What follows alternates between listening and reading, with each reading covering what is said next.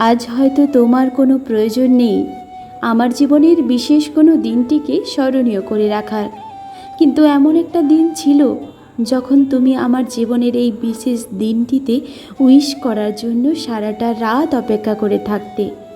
সবার প্রথম তোমার কাছ থেকেই হ্যাপি বার্থডে টু ইউ খেপি এই কথাটা শোনার জন্য আমিও অপেক্ষা করে থাকতাম। ঠিক সবার থেকে আগে তোমার এসএমএসটাই পৌঁছাতো। আমি খুব খুশি হতাম জানো। না, কোনো গিফটের আশা করতাম না, শুধু এইটুকুই আশা করতাম যে আমার প্রিয় মানুষটি যেন আমার এই বিশেষ দিনটিকে মনে রেখে শুধু উইশ করে, তাতেই আমি খুশি। কিন্তু আজ আর সেই দিন নেই।